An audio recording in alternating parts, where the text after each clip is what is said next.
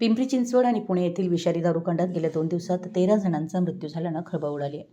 दारू प्यायल्यानंतर तोंडाला फेस येणं, चक्कर येणं अशी गंभीर लक्षणंही दिसली. यात तरुण आणि वृद्धांचा समावेश आहे. या प्रकरणी एकाला अटक करण्यात आली असून पोलीस अधिक तपास करत आहेत. गेल्या 2 दिवसांपासून पिंपरी चिंचवड आणि पुणे हादरून गेला आहे.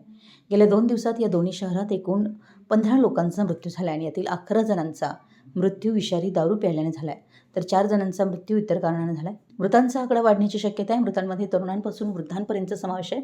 अचानक झालेल्या या प्रकारामुळे पुणे आणि पिंपरी चिंचवडमध्ये एकच खळबळ उडाली आहे. दारू पिऊन घरी आल्यावर काही वेळानं तोंडातून फेस आला, कुणाला चक्कर आल्यानं बाथरूममध्ये पडले, तर कुणाला हृदयविकाराचा झटका आल्यानं मृत्यू झाल्याची माहिती आहे. या दारूकांड प्रकरणी आतापर्यंत एकाला अटक करण्यात आली असून पोलीस अधिक तपास करत आहेत. पुणे पोलीस उपायुक्तांनी या मृत्यूकांडाची माहिती दिली आहे. पुणे आणि पिंपरी चिंचवडमध्ये कालपासून एकूण 15 जणांचा मृत्यू झाला आहे. यात दारू पिऊन मृत्युमुखी पडलेल्यांची संख्या 11 आहे. यात पिंपरीतील 6 आणि हडपसरच्या 5 जणांचा समावेश आहे. बाकी इतर मृत्यू वेगळ्या कारणाने झाले आहेत. यात नैसर्गिकरित्या मृत्यू झालेल्यांचाही समावेश आहे, अशी माहिती पोलीस सूत्रांनी दिली. तसेच या मृतांमध्ये 2 सख्ख्या भावांचाही समावेश असल्याची माहिती समोर आली आहे. मिळालेल्या माहितीनुसार राज्य उत्पादन शुल्क विभागानं विषारी दारू मृत्यू प्रकरणी योगेश वानखेडे याला अटक केली. तो स्वतः पोलिसांसमोर हजर झाला. अखेर त्याला अटक करून चौकशी सुरू करण्यात आली.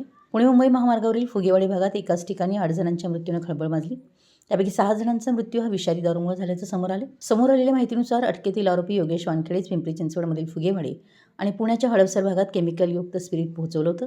या स्पिरिटमधून बनवलेली घातक हातभट्टीची दारू प्यायल्यानं पिंपरीत 6 जणांनी आपला जीव गमावावा लागलाय. फुगेवाडी परिसरातील आनंदवन काटेवस्ती, संजयनगर, आझाद चौक आणि जय महाराष्ट्र चौक या भागातील घराघरातून सध्या केवळ आक्रोश आणि हंबरडे ऐकू येत आहेत.